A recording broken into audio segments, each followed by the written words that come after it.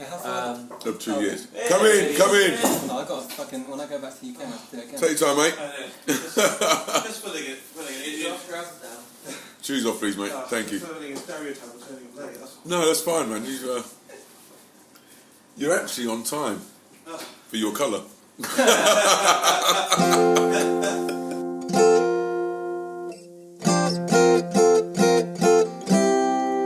The Snake in a Room podcast, and it's starting soon with Matt Hutchinson. Gonna be having fun with some comedians. Think it's starting right about now. Hello and welcome back to the Snake in the Room podcast. I'm Matt Hutchinson, the host. It's been a while since I uploaded another one. This one I actually recorded with a few friends, Bav, AJ and Jason, back in, I think, March or May. It took a long time to edit because, okay, I'll be honest, I got a bit drunk and so did everyone else, but just a little bit. But there were a few things that meant I had to edit out a lot more this time. Also, there's 4 people, so that meant I had to edit around a lot of things a lot more as well. There's a few things to mention. At the beginning, we talk about a Kenyan stand-up who lives in Tokyo called Evans Musoka. I forgot his name. So yeah, if you get a chance to see Evans Musoka, go check him out. This is the first time I sat down with like 4 people, so I'm just going to drop a little few intro stings in here. So this is what AJ sounds like. Okay, so I am half Filipino, half white. This is what Jason sounds like. We'll look at Matt, who is Caucasian. And this is what Bav sounds like. I feel there's a reciprocal trait that never has been discussed. And I think as we veer towards Brexit, we really should embrace that. Jason let us go around to his place and use his living room, which was very nice of him. He also put out some chips and dips, so if you actually hear some chewing sounds at the beginning, yeah, sorry for that. There are also quite a few swear words, so Mum, if you're listening, I'm sorry, you're not going to like this one. Alright, without further ado, please enjoy the Snake in the Room podcast. You're listening to the Snake in the Room podcast. The man I chat like after watching Gina Ashery. And for me, this kind of came out of after seeing Gina. And I guess on that night, you were one of the support acts. And you had the other chap from Japan, who was... Black guy. Yeah, he was also black. Kenyan, Japanese. Yeah, and I think initially the thought for me was around that, is that... And you had a disproportionately high audience participation from the black community of Hong Kong, dare I say, all of the black community of Hong Kong. Kind of, yeah, in the room, kind of. Like, and I initially, like, my thought was like, was that night? I guess if I was black, would I have been happy that the whole night had 3 black acts on, and therefore our culture was being represented? Because seldom is that the case, and about bloody time we got a night in, or was it a sense of like almost kind of patronising from the organiser's perspective to think that because the headline act is black, therefore the support act should be black? And so that was just a thought process, and then it made me go down the route of like, well, I'm only saying it from a position of being Indian, and I've got a different skew lens on what it's like to be Indian and then see the world as an Indian versus what it must be like for yourself, seeing the world as someone that's half, and yourself seeing the world who's also half, and Matt just being white, but maybe not just being half white. north, half south. Yeah, but also having the recording equipment. You're really stretching that, aren't you? And that's I guess the genesis of the thought was, is that rather than talking about racism is bad, we can all pretty much agree, with the exception of the South Africans, racism is bad. But like it's more about like how do we perceive the world differently, and how do we view situations differently based on our ethnicity. So that then will be, if you shorten that down, will be the intro to why we're doing this. Yeah. But I don't want to take over. I just want to say that there should be some kind of intro as to why we're... Yeah, a little bit.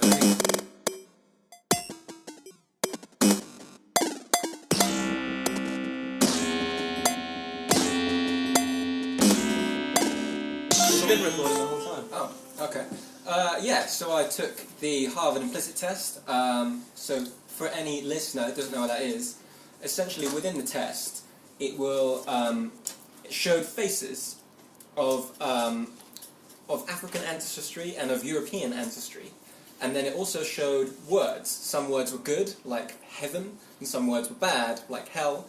And then at first you have to sort the good words on the right and the bad words on the left, and see how quickly you could do it by pressing buttons. And then it showed, sort the African ancestry faces on the left, and then European faces on the right, and vice versa. And then it kept mixing it up in different ways. And essentially, apparently it was testing to see how quickly you were willing to sort a type of race with a negative or positive word. So you weren't explicitly saying Europeans are hell, you were just sorting left and right. But apparently, subconsciously, your brain is thinking these things, and according to this test, I'm slightly racist. Now, I was going to ask Jason to put a bet on which way you thought AJ might be slightly racist. So which faces did you see, AJ? So I saw of European descent, I think it's how White people. So white people. The Caucasian is the correct term for that. Okay, From Caucasians. the Caucasus. And then of African descent, so African American. It was an American thing, so African Americans, I think is what it said. But actually, interestingly, all the pictures were completely in black and white. So there were shades of colour. It was black and white photos. Yeah, but I didn't do the Harvard test, but I could imagine even with pictures in black and white, Yeah, you can tell. you can tell Yeah. who is Caucasian. And it shows you them before. It's going to say, we're going to use these pictures, these are the white people, these are the black people. Yeah, it does do that. I think. Did you do it, Bev? I did, but the thing is I made too many mistakes for it to give me a score. But it did say I have an implicit bias towards white people. Yeah. So Okay. I'll have to do it again. I Yeah. want to take a canvas. Where do you think AJ's biases lie? If you were going to bet money, if you had 50 quid to bet. Well, I think he just said he told us so. Did I not just say You that? said, no, you said strongly racist, but you didn't say in which Oh, okay. favour. Wait, don't say it! It was for Caucasians. Which one? Wait. So you bet in Caucasian. I'm saying that You- you. I don't know how this test works, but you were slightly racist, weren't you? And so I suppose you were slightly racist towards African Americans. I think the phrasing was a slight preference for European faces. Okay, so Not the same as racist. It's lovely how they word these things. But yeah, sorry, I haven't done it, but that's why it's an interesting to hear around it, because I purposely didn't do it just to make this conversation a little bit better. Why did But was it because you were scared you might be racist? I actually always think most people are slightly racist. I do a joke about that. Not to go into the joke, but I do a joke which says basically, and in some context, that we are in some way a little bit racist. Not, I hate white people, I hate black people, I hate this, but you know, we may say something that has us, you know, it's subtly. No, micro. Yeah. It may, I don't know. I don't know when I've done it. I'm sure I have. So I just think that's why I come It's up not with a it. I just conscious think choice, is it? no. I just think we have certain elements in us that can be perceived as racist, and obviously racist now is everything, you know, and it's not. But yeah, I didn't do it because I know me. I think what would have been interesting, because you are mixed race, right? I am. So it would have been interesting to see, because you've got one parent who's white, one parent who's black. No. No? No. Oh, I thought you did. One parent is black, Yeah. and my mother was half Jamaican, half English. Oh, okay. So okay. yeah, so if for the purpose of stuff I do on stage, I will say mixed Yeah. because it's you know Easier, it's easier, Easy but shit, it's easier. But actually, I'm 75% black Yeah. and 25% white. So yeah, but people see me as Indian. Which is not a problem, but it's not a problem at all. It just means you're definitely going to get that IT job when Yeah, you apply yeah. for it. Or someone might come and pay my bill. But what about you, Matt? Because I did the Harvard implicit test a while ago. I did one today as well, but the one I did today was white face. So it was European American faces versus Asian American faces, and then American landmarks versus foreign landmarks. Okay. And listener, you can't see the air quotes of foreign, but one of them was like London Bridge or something. Oh no, And you had to pick Tower Bridge. which one you. I had to like so you've got it'll show you like American foreign, and you go left to right.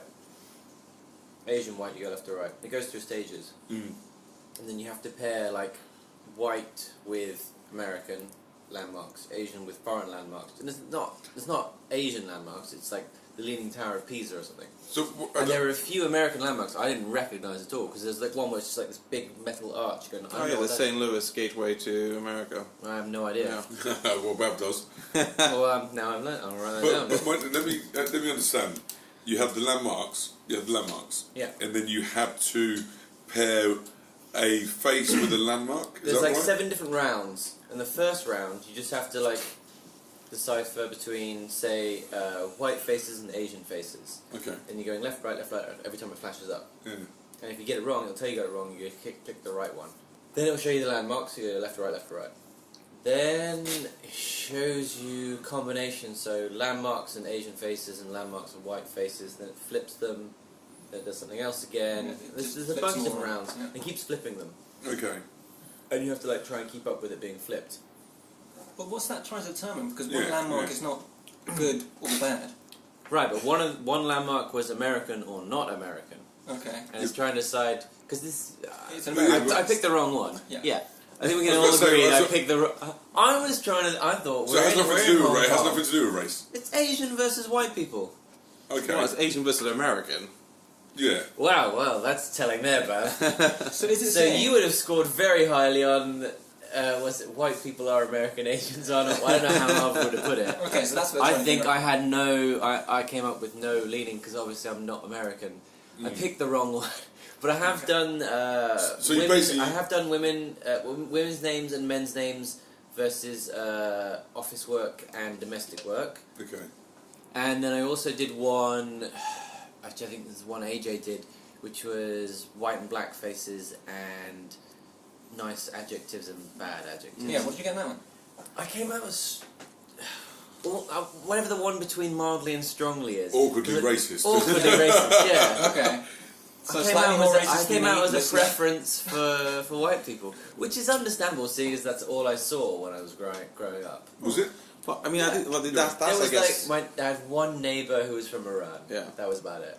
I think that's why I'm interested. I dig into a little bit more because I grew up in the Cotswolds, which is for those of you listening is as white as it gets. Dear listener, that's as well. Dear Yes. listener, it's pretty white, and all of my friends are white. That I grew up with, and that I think predisposed me to love Radiohead, Radio 4, and Rock 4. I mean, that's it, the 3 R's. And that sums me up. But my brother, only 2 years younger, because we moved from Swindon to Cirencester, he just did not integrate with the white people of Cirencester, and he maintained his Indian friends to this day from Swindon. And we both had the same parents, and we both had the same, in theory, upbringing. Yeah. Yet he vehemently went down the British Asian route to the point where he's got the Craig David beard and drives a BMW and works in finance. And I really went down the liberal lefty Guardian reading route. But Who did he marry? But your wife An is Indian. But your wife is Indian. She's Indian, yeah, Indian by heritage, yeah. So because I grew up in the White Town, so which is Oxfordshire, so there's obviously no difference in Cotswolds. And so based on that, and I grew up in and moved to London, Yeah. which is probably in Banbury we came together. The young black guys came together. So 5 of you. Yeah, it was there was it wasn't what it may have been 6 or 7. But we came together, and then obviously moving up to London was amazing because you're like, wow, I'm not the only black guy working in an office that I had in the UK in London. I'm sorry, in Banbury. But you've ended up marrying an Indian. Yeah. So Which was a shock to both my wife and myself. I think what's interesting is that we've got 3 not completely white people who have all grown up in white Britain. Yeah. So I mean, like, I also was like the most Asian person in my school, even though I'm not that Asian. Can you go back to what you just said? You've got 3 nearly enough white people. So we're all I don't know if I phrased that right. Mr. Listener, I am 75% black. I just want to get that out there. I'm a thoroughbred Indian. Yeah. AJ's obviously grew up around. Yeah, Okay. so we all grew up Okay. in white areas, is what I'm saying, but none of us are white. Yeah. That was the point I was trying to make. Sorry, AJ. So yeah, so our perspective might all be quite similar in a weird sort of way.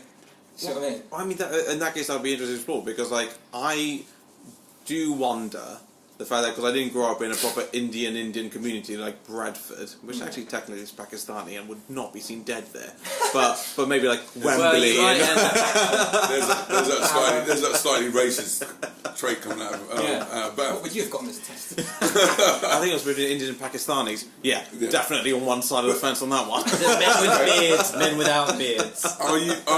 Is that a joke, or are you in some way?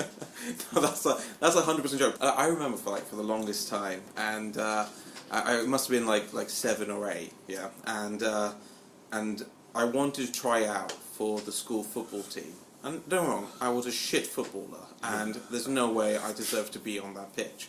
But my mum was against it because she said, "You know what, Bath? Do you know what they're going to do? Right, because you're Indian and they want to hold you back. They'll put you in the football team, they'll let you do that, and then you'll fall back on your academics, and then before you know it, you can be a bin man." And it was. I mean, and there was that was the kind of, and there was like, it wasn't like. I'm not saying my wife.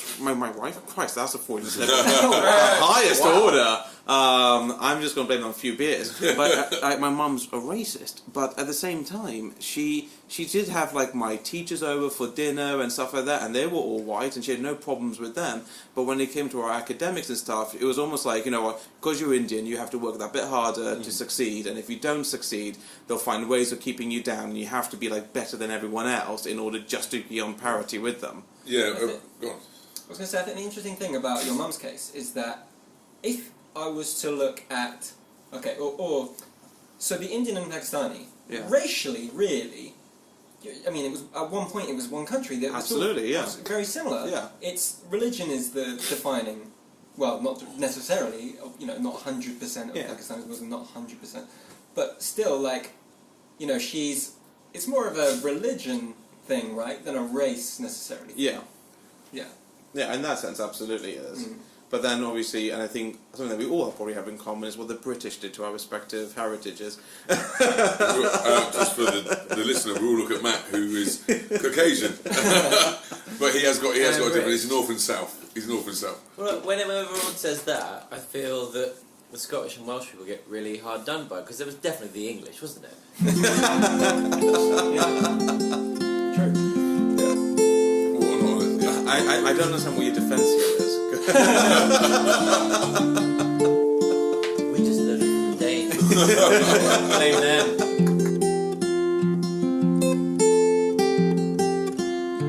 Alright, fine. But I guess, when, for you though, like, so I've talked about how, from an early age, race was starting to either try to be influenced on my perception of what I had to do, versus for you, with your thoroughbred white upbringing, at what point, if any, did race become something you filtered by or considered your decisions by? Filtered my decisions? I don't think I've ever made a decision based on race. Yeah. I don't think I've ever had to live... Jason, was that or AJ? Like, is that... No, never based your decisions upon race. I think we're talking more about actions. Like, have you had to act a certain way because you realise you're... Oh, of course. I think when Bal was asking that question, he knew the answer from me would be yes. It's one of those things that you hear now. You was told back when you was by my dad growing up. He was like, oh, you know, you're black. You have to be careful around police. You hear it now, and it's obviously, you know, this we're talking about, you know, so 30 years later, that, you know, kids are being told how to act. Being coached how? Yeah, being coached. Yeah, you see it. In America. The UK. Obviously, more prevalent in America, where they're being shot and everything. But you have to act a certain way. You know that people it's not always, but you generalising know that people see you as a black person, as a person of colour. Because I hate that term anyway, person of colour, man of colour. But yeah, you do have to act a certain way.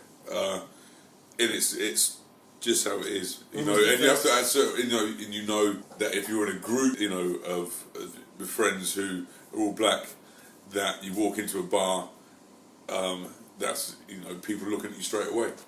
People react straight away. When was the first time you modified your behaviour? I don't know. I can't remember subconsciously when I had to do it, but I know it's happened, and I've stopped. Sorry, go on, AJ. No. You carry on. Yeah, I've stopped doing it less and less. For instance, we'll be having a conversation. Just say, for instance, we're in a group of guys, or even girls and guys, and we'll be talking about race, and I will notice that friends will start whispering when they're coming to a very important point. Like you're talking about race in the crowd, and they'll say something like white, really go down low. I don't anymore, because I have nothing to, it's a topic that needs to be talked about. And it's in the open, and it's not something that I should be afraid of saying. I shouldn't be afraid of saying that I'm proud to be black, or I shouldn't be afraid of saying I'm proud to have this, this background or whatever. Shouldn't be afraid to say that I hate when people think I've got a chip on my shoulder because I'm this colour. Do you understand? Yeah, absolutely. Yeah. I don't know if that obviously ever comes to you about having a chip on your nose. No. No one knows what I am anyway. For the purpose of... We'll have to take a selfie for the purpose with the of podcast. Where for the purpose of... Okay, so I am half Filipino, half white, but people guess all sorts of things. Like Colombian, I've had... I've heard that. Yeah, Colombian, I've had Indonesian, Thai, Mexican, depends where I am. Just all sorts. I remember I went on a trip to town with my friend Jesus, who's of Mexican descent, and every time we're walking through the markets, he'd get everything apart from hola. Hola, oh, okay. So everyone were like, Salam alaikum, brother. Yeah. Salam alaikum. Thank you. Salam alaikum, yeah. Alaikum salam. Yeah.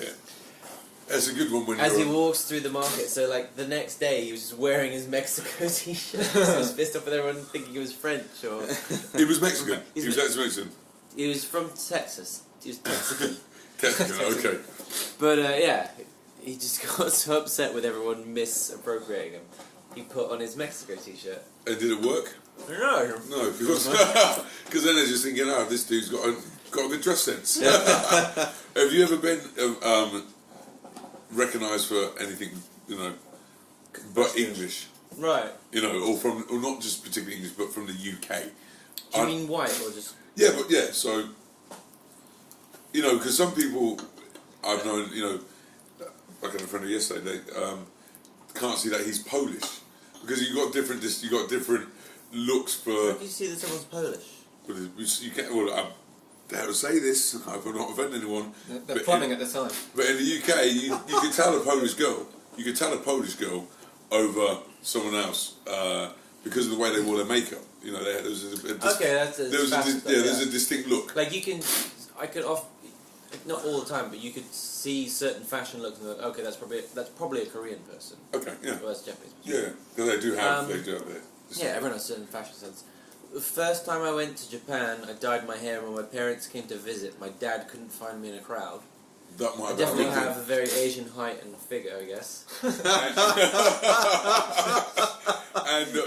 not sure as I appreciate that, Mark. That wasn't supposed to be a joke. That was just me being honest. Well, you're short. You're small. I am aware. I was at the bowling alley the other day, and I asked for my shoes, and was like, "Oh, you have small feet." It's like, "Thank you very much." I am aware. So, just quick, so going back to changing behaviours based on race, I found myself today changing my behaviours based on race because I was walking down the street and coming towards me was a group of teenagers. Now, back in the UK, if it was a group of white teenagers or a group of black teenagers or a group of I would have crossed the road because group of teenagers, avoid them. But a group of Chinese teenagers, I was like, Oh, really? So Yeah, do you what not is feel that? like Chinese are weak. I just feel less intimidated in a weird sort of way. I mean, they Okay. weren't playing Is Pokemon that, Go. is Interesting. that Let's them being intimidate. Chinese, was that just being in Hong Kong, you're just so used to shoving people with your shoulders, That you might be don't part of care it. anymore.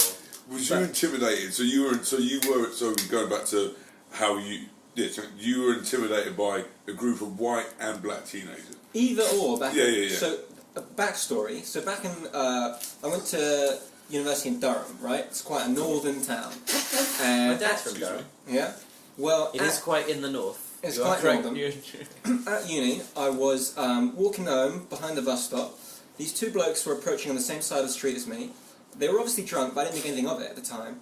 And as they approached to next to me, one of them just out of nowhere punched me and knocked my front tooth out. Ouch. Okay. Out of nowhere. Yeah. And I can only assume that it was racial because I hadn't said a word to them. Like usually, if you get hit, you know piss why. someone off. Well, you know why. It was either racial or they can see that I was a student. But either way, I'm assuming it was racial. But that's why ever since then, I usually will cross the road if a group of people who look not great to me are there. So there is backstory. Yeah, I get the backstory, and I can understand why you would be more Wary.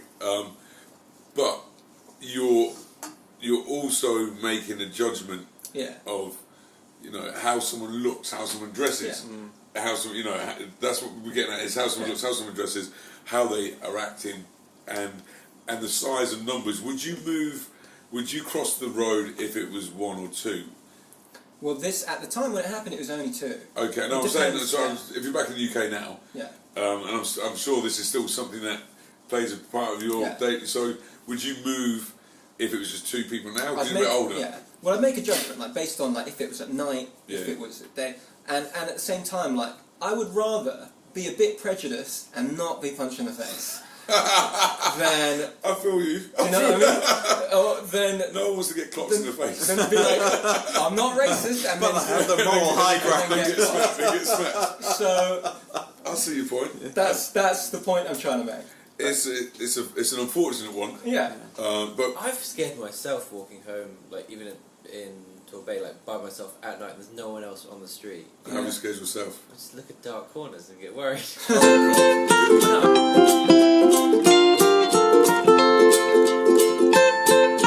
We used to do it, and I remember saying to my housemate that if I saw a girl walking down the street as a black guy late at night, that I would cross over to make her feel comfortable.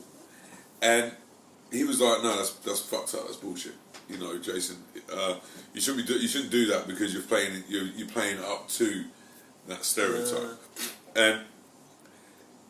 But interestingly, as you were saying about Hong Kong, I don't do that here. There's too many people. No, it's not that. It was in London. It was in When London. that happened, it was. But it's a perceived. We perceive Hong Kong to be this safe place, Yeah. and we know that women perceive it to be a safe place. And actually, unless you look at coconuts and certain things, it does feel like the safest place I've lived. Yeah. I knew, and here's the funny thing: I'm the same person, but I'm in two different cities. Yeah. You're smiling because you know what I'm going to get at. In a city where it's all safe and there's no preconceived ideas about what you are, I will walk past you late at night and have no problem. In the UK, in London, I had a problem because it was what you've been conditioned with. Yeah. That's the thing. Actually, it's what you was brought up to believe, that you, in the sense that you were. You were a danger, even though you know you weren't. It's an odd one. But here, no, it doesn't happen. And I would I will take that back to the UK. Oh, sorry, am I hitting the side? Told you I get animated. It's my fucking house. No, but yeah, that's something that I've always, since I got I've always thought about that I did. But interesting, I remember walking down my street in London, Manor Road, and 2 days met the same woman. And the first time I was just dressed normally, and she looked a bit nervous. Second time I was in a suit, and she addressed me like "Hello, sir," Yeah. which was very interesting. It was I was just jeans, shorts, t-shirt. But then, do you think it was the suit or the familiarity? It was a suit. Definitely the It was a suit. Okay. Because the first time around, she couldn't get further away from me. Yeah. On the same path. Second time, suited, looking sharp. By the way, I was looking good. When don't you, Jason? Yeah, exactly. Yeah. Right now. And she said "Hello, sir," and it was based on how I looked. So I just want to touch on that thing that you said slightly before that story, which was around this notion that we as a society project that black people are dangerous. Yeah. Grossly generalization, but that's the main theme. How much of that do you think you believe yourself? Not you believe yourself, but take on board is that actually we have like this already perceived level of threat and danger. Therefore, actually, when I walk down the street, people don't want to pick a fight with me or look at me as a threat straight away, and actually that carries an implicit strength that, I mean, what point does that actually become something that you I guess embrace or it becomes part of your? Well, I get what you're saying. I don't particularly I don't embrace it. I funny enough, I walk down the street thinking that I have a happy face. You do? Yeah, thank you. Now, and I was walking across Hollywood Road In Hong Kong. in Hong Kong, by the way, dear listeners, whoever, and someone said, "Oh, you look really angry," and I thought, wait there, I've got a happy thought running through my head. I do know, being for my size, which I'm like 6'2", that I don't get, if I'm walking down the street, I don't get approached. I don't get any aggravation, be it here in Hong Kong or back in the UK. I don't know if it's to do with being black or to being tall, but I don't tap into that. Yeah. I don't. There's nothing in me that says I will be okay here because I'm this, because I'm this colour, or I'm big. The one thing is when people hear my voice, they're taken aback. So the authoritative voice, if anyone has started anything when I've been around, and it's obviously many years ago, once you open your voice and it comes out, bass comes out, you see it, but that's about it. I don't tap into it. I hope I don't. We've got a little bit of time left. Yeah. There's one thing I wanted to ask you guys about, because 10 minutes. AJ, you're married. Yeah. Jason, I want to pass aspersions on your marital status, but you are I've got partnered. pictures of my You are partner. partnered. 12 years. There we go. Do you want to pass anything? Who is of a different race. She's white. Yeah. And AJ, your wife's white too. My wife is white. My wife is not white. I was wondering if Yeah, go on. you Congratulations. had... Thank you. It's not funny. Just congratulations. What? You came all the way to China. Yeah. You met in Cardiff. Oh, did you? Yeah. I didn't know that. I made an assumption there. I'm sorry. It was Bam, like hot an take. Yeah, clearly. I just said that because I always think most people, obviously most white guys who are dating Chinese locals have come all this way to find their bride. And I'm not even going to say yellow fever because I hate that saying, but have come here to find their bride. But you found her in Cardiff. It's funny because they send their women west, but we send our men east. I feel there's a reciprocal trade that never has been discussed, and I think as we veer towards Brexit, we really should embrace that. I'm all ready to embrace that shit. So if we're talking about attraction, right? So my unusual thing was that growing up, the only time I ever met Filipino women was when I went to family events, and so it was always cousins, like Filipino, like Catholic families, a lot of cousins. So in my head, anytime I saw anyone of any sort of Asian, I was like, well, she might be related to me, so no thanks. So I was only ever attracted to white women because I assumed in the back of my head that if they were Asian of any sort, I might be related. Oh, wow. Yeah. I had this weird I mean, sort that's of... pretty fucked up. I don't know if that's... There's a lot of Asian looking women in the world, so you had a big fucking family. Yeah. But I don't know, that's just... Yeah. Mine was nurture over nature. Yeah. Dating white women. Because I grew up with that. I think I only had sex with two black girls before I moved to London. And Which in Branbury and then is yeah. pretty much all of Yeah, them. yeah. 2 out of 6. Yeah, and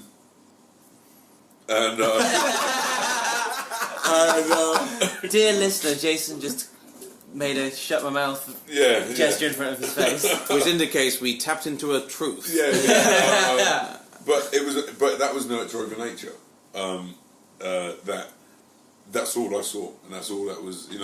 God, I'm sorry. That was all that was available. Yeah. But that was all. That was the That's main. part of it as well. Yeah, that was the main thing. But then I moved to London, and I was 19, so I could have, in a sense, I could have, changed. But that was it. That's my not particularly preference. I suppose it is a preference, really, isn't it? Yeah. I suppose it is a preference. Don't get me wrong. I like women of all races, but that's the one that I believe from a young age. Was. All right, I was just talking about because AJ, I remember a while back when you first started doing stand up in Hong Kong. Yeah. I think it was you that made this joke, and I remember the time seeing you do it, looking at your partner, going, "Really, you're doing that?" And that was it was something. If it's not you, and I apologize, but it was something on the lines of being an Asian guy dating a white woman, and some sort of sense of. No, fuck, it wasn't you, someone else. But there was someone else doing the material about dating a white woman. There's a sense of, like, getting sort of empowerment back on the cultural heritage of what the British had done. And I feel terrible now for... I don't think it was me. Yeah, was it? No, it was it. Fine. Well, you're all nodding, saying who it is. And We don't want to say but this is regardless of who it was, I found it absolutely distasteful as a piece of material. Oh God, you wouldn't want to hear my bit then. and I was going to have to confront. But I guess You're going to confront AJ. So it's like, well, about that cultural thing about what the British had done, and the fact that the English had done, the fact that both of you are now with English women. Yeah, mine's Essex. Manchester for Essex. Couldn't be any more English, Manchester, really. Essex, yeah. So what I wanted to White ask is white. was if there were any uncomfortable moments meeting the family. We got. Who's got the best Yeah. story? Meeting the family. You know what? There's. Or should we save that for another night? Yeah, let's do. I'd love to do this again. I think there's so much material Yeah. here. We barely touched the Do you want to turn surface. it off? Do you want to turn it off? Should we say goodbye? Yeah, goodbye, No, people. goodbye, Take listeners. it easy. There Peace out. might be a part Goodbye, 2. Yeah. There will be a part 2. Yeah. It'll take a year, but there will be.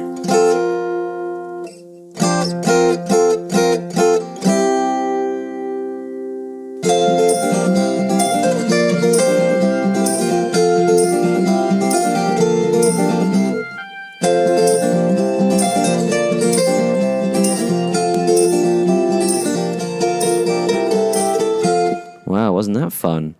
It's been to be honest, I'm recording this outro now on a stormy typhoon day in Hong Kong. It's been a while since I listened to that podcast, and I haven't actually listened back to it yet. But I have listened to it quite a few times while I edited it. One thing I'd like to do is I want to say sorry to Junk because they were kind enough to give me an interview, and I sat down and we had a nice long chat. And after we had a massive long chat where really funny things were said and done, I realised that I hadn't put an SD card back into the recorder. So yeah, that was a lost episode that I don't think we'll ever hear. Thank you, Dorsha, for lending me his recording tools. And guys, if you want to see AJ or Jason, they're in the Hong Kong comedy competition this year. I think they're both on the same night. I think it's the Friday night or the Thursday night. That's going to be great. Go see that. I have got a Mac quiz on at the Laugh Festival on the 20th and 21st of September. Bav is going to be on one of those. And then Folked Up is back at Peel Fresco on the 25th of October. And it's also back at Evil Duck in Shenzhen on the 20th of October. So if you enjoy some Folked Up variety-ness, come check us out. All the info for that one's on the Folked Up pages on Facebook or Twitter. And yeah, thank you to David for recording the jingles for this. It was very helpful. I enjoyed that quite a lot. I still love these jingles. Thank you, David. Guys, I might slip in a short clip of the Mac quiz just to entice you over to Folked Up and over to the festival. If not, maybe I'll just leave a long pause. Oh, sounds like my dinner's ready. Bye-bye. Quiz show, and that's your buzzer. Jason, you're just gonna have to shout Jason because I only have one of those. Jason, thanks. Yeah, good practice.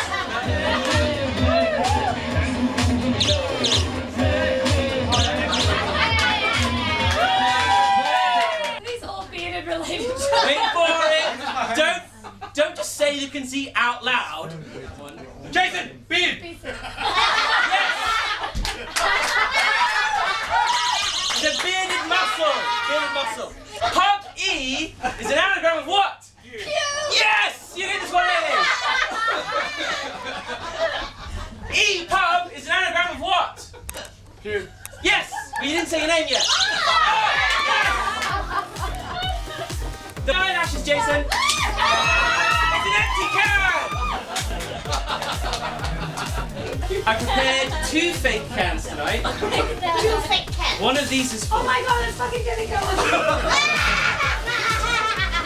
That's a I have one change of clothes.